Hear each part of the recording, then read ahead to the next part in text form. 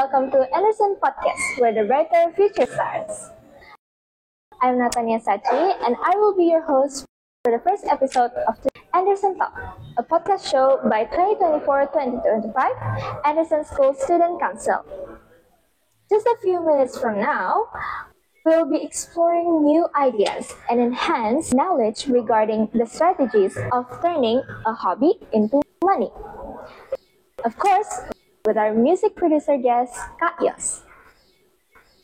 Halo Kak Yos. Halo juga Sachi. Sebelumnya terima kasih Kak Yos karena udah meluangkan waktu dan mau bergabung jadi guest star pertama di podcast kita. Sama-sama. Aku juga merasa terhormat loh. Bisa ikut gabung di podcast pertama di Anderson School ini ya. Keren. Oke. Kak Yos boleh dong sebelum kita mulai ngobrol-ngobrol, Kak Yos boleh nggak perkenalan diri untuk teman-teman yang lagi nonton juga? Boleh banget. Halo semuanya, salam kenal. Aku Yos, ya. Nama panjang aku Martin Dwipa. Tapi karena baptis aku Yosef, jadi ada Yosef Martin Dwipa. Aku sekarang bekerja sebagai music producer, audio engineer, juga saya kerja sebagai musisi juga gitu teman-teman. Dan kira-kira background apa lagi nih Sachi yang bisa? Mungkin perjalanan menemukan cita-cita Kak Yos sebagai gitu. music producer. Okay. Dulu pas aku SMP gitu ya, aku memang udah sebenarnya lumayan suka main musik gitu, lumayan suka main musik, terus lanjut ke SMA suka ngeband, terus sampai ke kuliah ngambil jurusan yang sebutannya tuh Studio and Live Music Production. Wow. Nah itu kuliahnya audio engineering, terus juga belajar gimana cara produksi musik dan lain sebagainya gitu ya. Terus juga abis kuliah aku sempat mungkin kayak kerjaan juga ya kali ya, aku share dulu ya, kayak waktu itu aku sempat kerja juga di Crossfade. Itu Crossfade Studio itu mereka waktu itu buat audio post khusus. Wow. Audio post buat film. Nah gitu. Terus juga aku pernah kerja di Indomusikgram, kalau teman-teman yang tahu Indomusikgram. Ya. Aku sempat kerja di sana 3 tahun tuh waktu itu, jadi audio engineer, juga bantu jadi project manager dan lain sebagainya gitu ya. Terus juga aku, kalau ini secara kerjaan kantor gitu ya, aku pernah kerja di Tokopedia juga waktu itu. Tokopedia sebagai audio engineer, terus juga kerja di yang kantor terakhir itu namanya Bumblebee. Nah, Bumblebee itu mereka khusus buat bikin produksi audio post untuk iklan. Kalau tadi yang pertama itu audio post untuk film, Bumblebee ini audio post untuk iklan. Nah, kira-kira begitulah. Dan sekarang aku kerjanya freelance. Nah, freelance jadi benar-benar by project aja, bukan di kantor kerjanya. Kira-kira gitu sih. Wah, keren banget ya teman-teman perjalanannya Kak Yos. Udah kemana-mana nih kerjanya, udah jadi serba bisa Kak Yos. Oke, berarti mulai dari di dunia permusikan itu udah dari kecil ya Kak? Udah dari usia? Kalau kecil banget ya dulu, ya paling les musik ya. Mungkin banyak teman-teman juga sering les musik ya. Kayak misalnya les piano, les vokal, les nyanyi atau apa gitu kan. Ya dari kecil aku les keyboard, piano gitu. Cuman makin suka main musik itu pas SMP, SMA itu suka main musik tuh. Langsung gitu. Tertarik nih. Iya. Mau jalanin sebagai pekerjaan gitu. Pas SMP SMA sih masih nggak kepikiran banget ya. Gitu. Cuman sekarang ya ternyata pekerjaannya ini ya puji Tuhan ya cukup lancar-lancar ya, jadi pekerjaan utama gitu. Oke. Kira-kira ada nggak sih waktu tertentu atau kejadian tertentu nih yang bikin Kak Yos tuh mikir bisa juga nih hobi aku yang suka main musik dijadiin sebagai sumber penghasilan gitu? Kalau titiknya itu sebenarnya bisa dibilang agak, aku juga bingung ya, agak ada di mana gitu ya. Cuman waktu itu karena aku suka main musik dan karena abis itu aku mikir gini, kayaknya aku pengen coba hidup dari musik nih, bisa nggak ya gitu loh. Tapi bukan mainly benar-benar musik ya, bisa jadi audio production gitu. Contohnya kayak mixing, mastering di dalam studio juga bisa gitu maksud aku. Mulai kepikirannya dari sana gitu loh. Terus barulah mulai ikut-ikut komunitas, main musik dan lain sebagainya. Ikut komunitas terus acara-acara main musik yang ya mungkin nggak dibayar gitu awalnya. Terus sampai ternyata ke yang sekarang. Jadi kalau misalnya titik pas benar-benar ini kepikiran sekarang mau jadiin duit mungkin nggak yang serta-merta dari dulu kayak begitu ya. Cuman itu ternyata gradually gitu loh, pelan-pelan. Iya, pelan-pelan. Oke. Keren banget teman-teman, ternyata semua itu ada prosesnya ya Kak Yos. Bener. Pelan-pelan terus tiba-tiba pemikirannya bisa aja langsung Oke juga nih kalau misalnya betul. jadiin kerjaan. Oke. Nah, kita mau tahu dong Kak Yos, kira-kira cara Kak Yos untuk menciptakan sebuah lagu supaya terdengarnya tuh menarik untuk pendengarnya dan terkesan baru tuh gimana sih? Nah, kalau untuk menciptakan sebuah lagu ya, kalau menurut aku sih yang penting fresh dulu aja sih yang pertama itu. Kalau misalnya fresh dari apa pikiran kita keluar dan memang kita udah suka, yang penting kita suka dulu sama lagunya. Baru nanti pasti yang orang denger itu pesannya sampai gitu. Apa sih yang mau kita kasih tahu ke si pendengarnya gitu. Dan mereka bisa kayak tahu, oh si pemusik, si penulis lagu pengen nyampein ini. Tapi ngomong-ngomong tentang bikin lagu, itu kan pasti ada orang yang benar-benar ekspertisnya di bikin lagu ya, kompos lagu gitu, yang benar-benar musisi terus dia nulis lagu dan akhirnya lagunya terkenal gitu. Itu ada ininya lagi pasti gitu, ada yang lebih expert daripada aku lah, bisa bilang gitu loh. Oke. Ternyata semua orang tuh punya cara-cara sendiri ya Kak untuk menciptakan karya yang nantinya hasilnya tuh bakal menggambarkan diri kita sendiri. Iya, benar. Nah, itu tadi adalah cara Kak Yos. Nah, tapi sebelumnya Kak, ada nggak sih tahapan tertentu yang harus dilewati untuk menjadi seorang kayak penyanyi Kak atau produser gitu? Oke, yang penting pertama kita suka dulu. Kalau kita suka buat bikin musik, produce musik, atau kita suka main musik, itu nanti kita jalannya enak. Terus kalau misalnya kita udah mau bikin karya, kita udah suka, terus kita belajar gitu. Nah itu juga yang penting. Kalau misalnya kita suka doang tapi kita nggak tahu caranya kan pasti nggak bisa ya. Jadi yang penting kita juga belajar gimana cara bikin musik, gitu, gimana cara main musik. Kalau misalnya udah belajar, baru nanti semua yang kita udah tahu itu kita tuangin dalam satu karya gitu loh. Dan kira-kira sebenarnya begitulah caranya ya. Kita juga harus belajar dimanapun ya, maksudnya apapun bidang yang kita ambil gitu. Kalau memang kita mau coba buat sebagai suatu karya, pasti kita harus belajar dulu awalnya. Nggak bisa kayak karena aku suka yang begini, aku bikinnya begini. Padahal karena mungkin secara teknis masih harus belajar lagi gitu. Nah kira-kira begitulah. Berarti harus dibarengi dengan belajar ya. Benar. Terus harus belajar juga. Suka, belajar, dalemin. Habis itu nanti ada karya yang muncul gitu. Kalau kayak untuk jadi produser sendiri ya Kak, itu harus ada kenalan musisi gitu nggak sih Kak? Kalau mau jadi produser ya, kalau mau ibaratnya dapat duit dari lingkungan, terutama di Indonesia ya. Kalau ngomong di Indonesia, sebaiknya kita memang kenal orang-orang lain. Karena buat kita dapetin project, kita harus punya koneksi. Gitu. Kalau nggak ada koneksinya, kita nggak mau dapat project dari mana? Betul. Itu gitu. Nah makanya kita harus kenal musisi boleh, tapi bukan cuma musisi gitu loh. Kalau misalnya kita bilang siapa sih yang kita harus kenal buat sesama, buat kita biar bisa jadi musik produser gitu ya.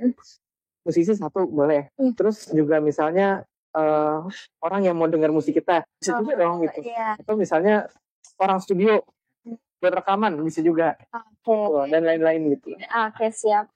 Berarti teman-teman di rumah juga bisa coba-coba ya Kak hal yang sama untuk ngembangin hobi mereka. Karena asal ada niatnya pasti ada jalannya. Benar. Nah, ini sih pertanyaan yang berikut ini nih Kak. Ini sih keuntungan bagi teman-teman yang hobinya tuh sama kayak Kak Yos. Nah, kira-kira gimana sih cara meningkatkan keterampilan di bidang musik agar hobi yang biasanya hanya sekedar untuk menghibur bisa jadi semakin berkembang dan pada akhirnya menjadi penghasilan? Nah, ini menarik. Kalau kita ngomongin tentang hobi sama pekerjaan utama ya. Kalau hobi itu, kemarin aku sempat pelajarin nih, Saji. Hobi itu sesuatu yang kita lakukan pas kita lagi punya waktu luang. Dan yang adalah bukan pekerjaan utama. Nah, jadi kalau misalnya kita udah suka nih misalnya main musik, itu hobi kita. Dan pas ternyata hobi kita menghasilkan, main musik itu ternyata menghasilkan, dan kita menjadikan itu pekerjaan utama, sekarang si main musik ini, kita udah nggak bisa bilang sebagai hobi lagi karena itu jadi pekerjaan. Berarti kalau misalnya ditanya ke musisi yang, kamu pekerjaannya apa? Hobinya apa? Dia nggak bilang hobi aku main musik, tapi itu pekerjaan. Itu pekerjaan. Kadang mungkin bisa bosen kan, misalnya apa kan? Tapi mungkin hobinya bisa yang lain, misalnya kayak main futsal aja. Ya hobi aja. Kayak jadinya hobi sama Iya. Bisa dibilang begitu sih ya. Kalau udah jadi pekerjaan utama, kayaknya nggak bisa lagi dibilang itu sebagai hobi ya. hobi. Ini salah. Kalau pekerjaan utama kita berangkat dari hobi, berarti berangkat dari apa yang kita suka kan. Iya. Kalau misalnya nanti kita mengerjakan sesuatu berangkat dari apa yang dulu kita tuh memang kerjain, kemungkinan aja akan lebih ngejalinnya lebih tenang, lebih happy, lebih senang gitu. Iya. Kalau Kayos kalau ditanya nih, Kayos kan sekarang pekerjaannya sebagai music producer. Iya. Nah, hobinya sekarang apa, Kak? Ini menarik nih. Kalau mengacu sama yang tadi ya. Iya. Hobi adalah sesuatu yang kita lakukan saat kita senggang dan yang bukan pekerjaan utama. Ternyata hobi aku sekarang lagi suka main piano. Lucu ya? Masih seputar musik ya? Cuma gini, main piano aku itu bisa dibilang nggak menghasilkan. Oke. Ya, yang menghasilkan itu dari produksi musiknya. Tapi main piano nih, yang aku pelajarin sekarang piano klasik. Mungkin teman-teman kalau yang belajar piano klasik ya, yang suka ngeles, itu bilang baca-baca not balok gitu. Terus kita belajarin, kita baca. Tapi kan aku nggak dapat uang dari sana ya. Dan aku kalau misalnya lagi kosong, latihan piano, main piano gitu loh. Bisa. Gitu. Dan itu nggak menghasilkan gitu. Jadi kayak Yos, tolong dong datang ke sini main piano nanti bayar. Enggak sih gitu, main piano klasik ya, enggak sih, aku nggak gitu. Kalau misalnya orang yang main piano klasik profesional ada lagi. Kalau dia tanya dia hobinya apa, pasti bukan main piano. Beda lagi. Udah capek main piano lagi hobinya capek. Betul. Ternyata sekarang kita ada pertanyaan lagi nih, Kak. Kalau misalnya kakak kan sering banget nih main musik kan, kayak bereksperimen dengan musik. Tapi Kayos pernah nggak sih jenuh gitu sama bermain musik? Atau adakah hal-hal yang kurang disukain dari hobi Kayos ini? Mungkin dari pekerjaan ya sekarang ya kalau bisa dibilang ya. Kalau yang nggak disukain itu pasti ada ya. Jenuh pasti ada ya. Karena namanya juga udah jadi pekerjaan gitu. Kalau misalnya udah jadi pekerjaan, kita melakukan sesuatu ini kadang-kadang bukan lagi karena kita suka, tapi karena kita harus melakukan itu. Kalau nggak kita melakukan itu, kita nggak dapat uang lah, ibaratnya gitu ya. Dan kita melakukan itu dan kita mengikuti caranya klien gitu. Yang aku bikin musiknya pada akhirnya adalah gimana yang si klien minta gitu. Saya contohnya Sachi nih, Sachi kayaknya aku mau dong bikin musik gitu. Kan nggak bisa kayak, kamu bikin musik ya, tapi musiknya ikut aku ya. Kamu nggak boleh komen, nggak bisa gitu. Harus ngikuti Sachi maunya apa. Sachi misalnya klien aku nih kayak, kayaknya aku mau bikin musiknya kayak gini ya. Kayak, aku sih sebenarnya nggak suka musik yang macam kayak gitu ya. Tapi namanya udah kerjaan ya udah bikin kan gitu. Jadi harus mengikuti. Iya betul. Terus kalau jenuh pasti pernah jenuh lah kayak, aduh. Di balik komputer terus nih. Terus kayak apalagi ya, idenya apalagi ya, bikin apa lagi ya, itu juga pasti ada lah gitu. Terus mau bikin seperti apa pasti ada juga gitu. Nah, wajar ya ternyata Kak Yos untuk mengalami masa jenuh. Mau wajar itu sekali. Hobinya apapun itu ya Kak. Iya. Itu suatu hal yang wajar teman-teman. Nah, Kak Yos, berhubung kebanyakan teman-teman yang menonton ini nantinya akan ada juga anak-anak SMA yang bentar lagi mau lanjut nih ke jenjang perkuliahan. Nah, kalau menurut Kak Yos sendiri nih, hobi itu memang ada untuk hanya sekedar hobi atau untuk menentukan jalan hidup Kak? Mulai nih. Pertanyaannya berat. Nah, kayak misalnya untuk menentukan jurusan di jenjang perkuliahan nanti, itu tuh menurut Kak Yos tuh hobi itu sebagai faktor utama nggak sih? Kalau misalnya dibilang hobi itu faktor utama atau bukan, kita nggak bisa bilang 100% itu faktor utama ya. Tapi kalau misalnya kuliah itu kan memang penjurusannya udah sangat amat ini ya, lebih detail ya, nggak kayak sekolah gitu ya. Kalau kuliah itu kayak kita masuk ekonomi, mungkin karena kita suka sama ngitung-ngitung uang gitu kan. Bisa jadi kalau kita mau masuk ke bisnis, karena kita suka jualan apa gitu misalnya. Bisa. Kalau kita mau masuk jurusan musik nih, karena kita suka main musik, itu bisa banget gitu. Mau masuk jurusan arsitek karena sih kalau lihat rumah, terus kayak rumah ini bagus ya, itu masuk arsitek, make sense banget ya. Gitu. Jadi menentukan pasti ada porsinya, tapi menentukan banget mungkin nggak bisa dibuat 100%. Terus tadi pertanyaan lagi apa? Menentukan jalan hidup. Menentukan jalan hidup. Mungkin iya, mungkin enggak juga gitu. Kadang-kadang buat teman-teman yang misalnya kuliahnya udah ambil musik gitu ya. Habis itu pas mereka lulus, mereka nggak main musik lagi, bisa jadi sih ya gitu, karena itu pilihan itu mereka buat kayak main musik apakah ternyata itu cukup oke buat saya gitu. Ya itu balik lagi ke masing-masing pribadinya gitu. Jadi tapi biasanya memang kuliah itu diambil dari kita sukanya apa sih gitu. Iya. Kalau misalnya aku sukanya main musik tapi disuruh ambil kedokteran mungkin nggak cocok tuh. Nggak masuk. Iya. Dari musik ke Iya. tapi benar. Tapi bisa menentukan hidup juga gitu. Karena kalau misalnya udah kuliah musik nih ya, kita anggap aja udah musik. Kadang-kadang yang di kuliah itu saking beratnya sampai kita merasa aduh ini berat banget ya belajar musik gitu. Yang tadinya hobi kita seneng lama-lama kayak musik dulu nih gitu. Iya, jadi bosan gitu. Bisa jadi gitu. Yang tadinya jadi hobi ya suka-suka kita aja mau kapan melakukannya. Tiba-tiba pas di pedal harus disuruh. Jadi ini belajar ini. Yang tadinya kita kayak mau belajar ini aja, mau main lagu yang ini aja. Tapi sekarang harus yang ini ya, harus ini ya. Oke, mau nggak mau kan gitu. Iya, gitu. Sama kayak halnya yang tadi jadi pekerjaan. Jadi ada rasa tanggung jawabnya ya Kak. Bener. Tadi sama kan ada pertanyaan yang tentang apa hobi menjadi faktor utama? Faktor utama, iya. Itu tadi aku harus menjawab sih. Cuman kalau misalnya balik lagi hobi kita itu bisa jadi ada value-nya atau enggak sebenarnya itu sih. Itu sih yang paling penting. Pinter-pinter kita ya. Jadi olahnya gimana? Kak. Siap. Wah, bermanfaat banget nih insight dari Kak Yas. Kita dari anggota OSIS, kami udah mempersiapkan beberapa pertanyaan nih yang dari teman-teman di Anderson. Karena sebelumnya, beberapa minggu sebelum ini, kita tuh sudah menyiapkan sesi spesial Kak. Sesi spesial ini di mana teman-teman itu nyumbang pertanyaan nih Kak. Karena sebelumnya kita udah infoin juga akan ada music producer guest sebagai tamu di podcast pertama kan. Nah, sekarang Kak Yos kita tinggal pencet di spin wheel. Di spin wheel-nya itu ada angka sampai 7. Nanti kita akan pilih salah satu yang udah ada di sini list pertanyaannya. Oke, boleh. Boleh di kita ya. Bentar. 2 ya. Kayaknya udah dapat buat pertanyaan pertama teman-teman. Nomor 2. Oke.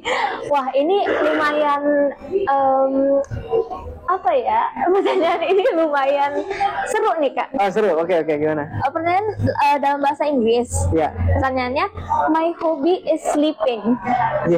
How can I turn it into money? Gimana tuh Kak? Kira-kira? Hobinya tidur. Gimana ya cara bikin sebagai sumber penghasilan? Sebenarnya kita, ini begini. Kalau hobinya kita punya value dan kita bisa dalemin itu, jadi dia bisa bernilai ya. Itu kita bisa jadiin itu penghasilan. Nah, itu yang penting. Yang harus dibalikin ke penanya ini adalah menurut dia apakah sleeping punya value buat orang lain yang bisa dihargain secara uang gitu. Makanya kalau misalnya menurut dia, wah ini tidur aku bisa secara profesional merasakan seberapa empuk kasurnya.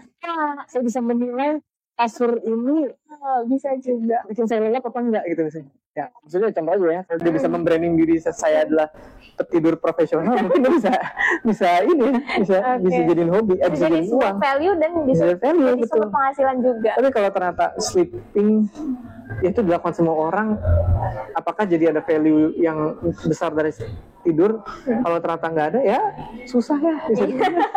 Harus dipikir-pikir lagi mungkin. Hobi yang lain mungkin. Iya, hobi yang ada value-nya. Hobi tidur boleh lah. Kayaknya. Berarti dia pas waktu senggangnya dia melakukan tidur. Gitu. Iya, bisa jadi. Oke. Kalau gitu kita lanjut Kak. Boleh. Ke pertanyaan berikutnya. Pertanyaan berikutnya boleh di kita spin lagi teman-teman. 5. Pertanyaan nomor 6. 6 ya. Pertanyaannya lagi-lagi dalam bahasa Inggris Kak. Iya, nggak apa-apa. Hello, my hobby is making YouTube video right now. I only have 104 subscribers. How can I turn my hobby into money? Menarik sih. Menarik. Kalau suka bikin video YouTube, itu jelas-jelas bisa menghasilkan uang karena bisa aja ada value-nya. Betul. Gitu. Tinggal konten yang dibikin itu nanti apa gitu. Dan kalau misalnya kita ngomongin tentang making money from hobinya dia yang bikin YouTube videos, itu harus didalemin sama orang yang benar-benar memang pekerjaannya mungkin content creator. Dia bikin konten yang memang cocok sama dia gitu. Dan balik lagi kontennya dia apa, terus dia seberapa fokus buat bikin konten itu gitu. Dan mungkin balik lagi ke yang awal tadi aku sempat bilang, kalau hobi itu kan dilakukan pas waktu senggang ya. Saat hobi itu kita pikirin buat mencari uang, sebetulnya itu udah setengah-setengah jadi kerjaan gitu ya. Karena kayak, oh aku memang suka nih bikin video YouTube, oke aku mau dapat uang dari bikin video YouTube. Berarti dia udah mulai fokus memikirkan gimana cara memonetize si kontennya dia, gitu. Kayak dari awal dia udah kayak, oh gimana ya caranya biar dapat duit ya gitu. Tapi kalau misalnya dia lagi hobi aja, lakuin dulu aja terus. Menurut aku sih ya, lakuin terus. Kalau misalnya memang nanti ternyata hal itu menghasilkan, puji Tuhan gitu. Iya, puji Tuhan. Sesuai gimana mindset kita awalnya gitu ya. Iya benar. Kalau suka bikin video YouTube, bikin terus aja. Dan yang harus paling penting adalah tadi kan belajar. Tadi aku bilang, kita belajar biar video YouTube-nya makin bagus. Entah dari sisi ceritanya, kontennya, videonya, editingnya, apapun itu banyak banget dari konten. Kita belajar. Tapi dari pengalaman-pengalaman yang sebelumnya, kalau misalnya pertama baru punya 104 subscriber gitu ya, it's okay, nggak apa-apa, tetap bikin konten terus. Tapi harus step up terus, kayak aduh yang kemarin kurang apa sih? Dan semakin bagus, nanti lama-lama pasti akan menghasilkan sih menurut aku. Berarti balik lagi prosesnya ya, Proses, Kak. Kita betul. harus, kalau bisa teman-teman enjoy dulu prosesnya. Iya benar, lakuin dulu aja. Hasilnya ya ada jalannya. Kalau gitu kita spin lagi, Kak. Spin lagi, boleh. Kita spin lagi. Nextnya kita remove dulu. Coba. Ya. Kira-kira nomor berapa lagi nih teman-teman? 7 ya? Oke, 7. Oke, nomor 7. Coba kita lihat nomor 7. Nomor 7, pertanyaannya, aku lagi jalanin hobi sambil belajar jualan. Hobinya buat gelang, keychain, dan acrylic something gitu. Nah, sambil belajar gambar dan coba jualan di CF. Mungkin close friend kali ya, Kak? Close friend, oke. Aku mau tanya nih, Kak, gimana cara mempromosikan jualan? Ini berarti pertanyaan tentang belajar promosi ya, belajar marketing ya. Iya, Memang aku bukan yang paling hebat marketing ya. Tapi menurut aku hobi buat bikin gelang sih itu ada value-nya banget tuh. Bisa dijadiin tempat buat cari making money. Itu make sense banget kalau itu. Karena kalau misalnya gelangnya ada value-nya, akriliknya ada value-nya, atau tadi apa itu? Satu lagi keychain. Ada value-nya. Itu bisa jadi uang. Tapi benar, dia tuh udah tahu sebetulnya hal ini bisa menjadi penghasilan gitu loh. Yang pertanyaan dia adalah gimana cara promosinya. Wah, kalau promosi sih balik lagi tadi aku bukan yang paling ahli promosi. Promosinya benar mungkin dari close friend dulu, nanti makin lama makin ke mengembang ke teman-teman yang lain. Nih aku jualan keychain, aku jualan akrilik. Terus benar, coba cari komunitas, cari orang-orang yang mungkin suka keychain. Ya aku juga nggak terlalu tahu bisa atau enggak, atau cari yang lagi hype dan bikin dari situ bisa ikut trennya ya, Kak? Iya, ikut trennya. Itu make sense juga. Tapi yang paling penting adalah belajar caranya promosi juga gitu ya. Cari video YouTube tentang how to promote our product bisa jadi kan? Bisa segala macam hal bisa kita lihat di YouTube. Sambil itu keychain, akrilik sama gelang dipoles terus. Iya, teknik bikinnya atau apanya, semakin cantik kah atau semakin efektif bikinnya. Yang tadinya sehari bisa cuma bikin 3 gelang bisa jadi 30 gelang, gimana caranya? Bisa juga kan. Itu dipelajarin dari sisi banyak. Poinnya adalah belajar. Yang penting kita mau belajar ya. Benar, belajar. Tadi belajar buat bikin itu produknya supaya lebih ada value-nya, sama belajar promosinya. Tanya tadi tentang promosi sih. Belajar di YouTube tentang promosi. Selain belajar tentang mengelola hobi kita, belajar juga cara promosinya. Cara memarketingkan diri kita sendiri dan hasilnya kita gitu. Betul sekali. Boleh lanjut, Kak? Oke. Kita lanjut. Oke, nomor 3. Oke, nomor 3 pertanyaannya, what if in our hobby which we really like, we are also not really good, like if we like playing but not good at it. Jadi gimana tuh Kak, kalau misalnya kita ada hobi, kita suka tapi kita nggak terlalu pandai gitu dalam hobi ini. Mungkin jadi pertanyaan reflektif buat penanya ini adalah, kalau gitu apa yang aku pandai banget melakukannya, apa yang aku excel lakukan itu lebih baik dibanding orang-orang lain. Itu yang akan jadi pekerjaan. Mungkin kalau di kasus penanya yang ini, bisa jadi hobinya akan tetap jadi hobi aja. Karena pada akhirnya kan nggak semua hobi itu jadi pekerjaan. Gitu. Nanti kalau misalnya buat cara cari uangnya, kita cari tahu apa yang kita excel di situ. Maksudnya adalah gimana cara supaya kita bisa dapat uang dari tempat lain. Jadi si hobi bermain game ini ya udah biarkan dia jadi hobi aja. Karena hobi kan nggak harus hebat banget ya. Iya. Sedangkan sama kayak aku tadi, aku hobi nih ternyata main piano nih sekarang ya. Ini aku merasa hobi itu bisa berubah-berubah tau. Nggak tahu menurut Sachi hobi berubah-berubah nggak sih? Betul. Aku sehari ini hobinya bisa yang A. Iya. Nanti 1 bulan kemudian udah ganti lagi. Kemudian hobi saya ternyata bukan ini, ternyata main bowling misalnya gitu. Kan bisa jadi ya. Iya. Jadi bisa berubah-ubah. Cuman saat hobi itu menjadi, yang balik lagi, saat hobi itu jadi pekerjaan, berarti itu bukan lagi disebut hobi. Iya. Gitu. Tapi ya akan ada hobi baru yang muncul. Kayak aku pas itu bikin musik, aku tuh awalnya bikin hobi juga, bikin musik. Maksudnya dari bikin cover, konten-konten di Instagram gitu ya. Kan mungkin teman-teman banyak yang kayak engineering gitar, terus misalnya belajar cara rekam di laptop gimana. Nah itu kan pertama cuma kayak hobi aja ya. Itu lama-lama itu jadi duit. Pas itu jadi duit, udah gak menyenangkan lagi nih. Ternyata bikin ganti hobinya. Temen aku ada yang ngajak kayak, ayo kita bikin cover lagi dulu. Capek tiap hari udah kerjanya bikin bosen ya. Iya, suruh bikin cover lagi, produksi lagi kayak gitu. Capek gitu. Tapi ternyata ada yang muncul kayak selain itu main piano, ternyata seneng gitu. Oke. Siap Kak Yos. Oke, kita masih bisa sekali lagi nih. Boleh. Coba ya, kita pencet lagi.